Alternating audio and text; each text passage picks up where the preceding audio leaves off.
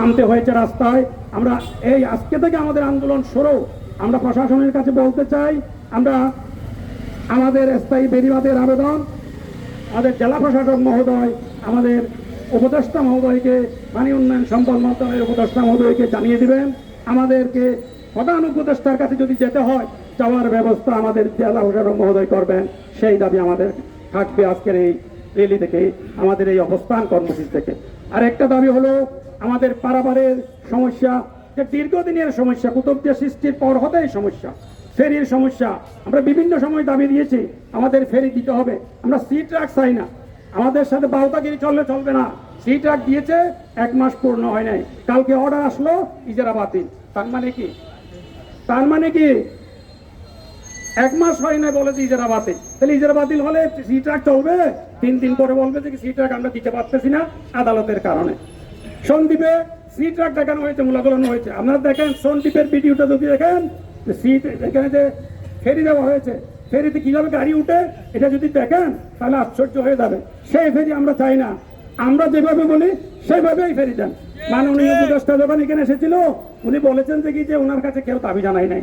তখন আমি ফেসবুকে একটা লিখিত দিয়েছি যে আপনার কাছে দাবি কুতুবদিয়াবাসী করবে না, আপনি দয়া করে আপত্তিপত্র দেন, ফেরি আমরা বসাবো এখানে।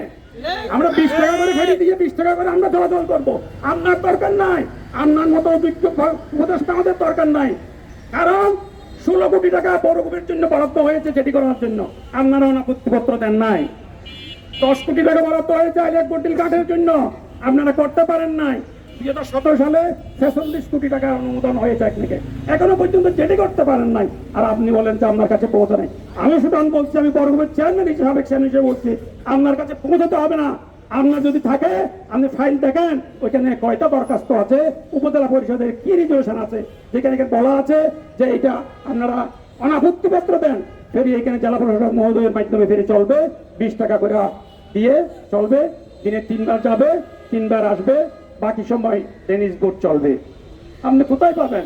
আপনি তো মজা করে আসছেন, জুলাই আন্দোলনের ফসল ভোগ করতেছেন আপনি।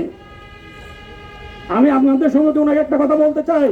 উনি যেখানে বললেন কুতুবদিয়ার পানি আমার কাছে পৌঁছে নাই, আমি একদিন সকাল 7টার সময় বিমানবন্দরে গিয়েছি কক্সবাজার আসার জন্য ঢাকা থেকে। আমাদের এই উপদেষ্টা মহোদয়, আপনার হয়তো স্মরণ নেই, আপনাকে বসার জন্য কেউ একটা চেয়ার দেয় নাই, একটা চেয়ার দেয় নাই বিমানবন্দরে। আপনি কাঁধে একটা ব্যাগ নিয়েছিলেন, হাতে একটা ব্যাগ নিয়েছিলেন। আমি যেহেতু আগে থেকে আপনাকে চিনি, আমি সৌজন্যবোধ হিসাবে আমি চেয়ারের থেকে উঠে আপনার হাতের ব্যাগটা আমি নিয়ে আপনাকে বসার সুযোগ করে দিয়েছিলাম। এই জুলাই আন্দোলনের ফসল হিসেবে আপনি এখন চেয়ার বড় হয়ে কথা বড় বড় বলতেছেন। কেন আপনি বলবেন যে কি কুতুবদিয়ার দরখাস্ত আপনার কাছে পৌঁছে নাই? দরখাস্ত পৌঁছার দরকার তো নাই।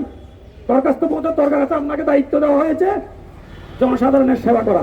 যেখানে দ্বীপাঞ্চল আছে সেখানে আপনি যোগাযোগ ব্যবস্থা করা। আপনি টাকা নিচ্ছেন 70 লক্ষ টাকা আপনাদের কুতুবদিয়ার থেকে জেডির জন্য। আবার বলে যে আমাকে ফেরির জন্য বলে না। কেন?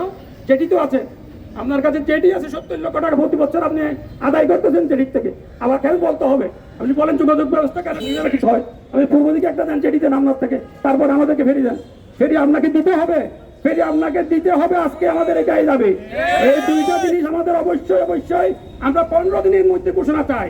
একটা ফেরি, আর একটা হলো আমাদের বেড়িবাঁধ, স্থায়ী বেড়িবাঁধ। স্থায়ী বেড়িবাঁধ হয়তো দীর্ঘ সময় লাগবে, কিছুদিন সময় লাগবে, ডিপিপি হবে, এটা অনুমোদন হবে, সময় সাপেক্ষ ব্যাপার। কিন্তু এই বর্ষার আগে আমাদের জরুরি ভিত্তিতে সংস্কার অবশ্যই করতে হবে। এরপরে হলো আমাদের কুতুবদিয়া পাড়ায় যারা আছে, তারা 35 বছর বিভিন্ন নির্যাতনের সম্মুখে, বিভিন্ন জ্বালা যন্ত্রণায় আছে। হয় একবার এদিকে যান, আরেকবার হয় সরে পড়েন, এইভাবেই আছে ওনারা, প্রতিদিন গুলির মুখে আছে। আমরা চাই এই জিনিসটার স্থায়ী সমাধান। এই জিনিসটার স্থায়ী সমাধান আজকের এই সমাবেশ থেকে আমরা দাবি করছি, এই জিনিসটার স্থায়ী সমাধান দিতে হবে। আমি আমাদের জেলা প্রশাসক মহোদয়কে আমরা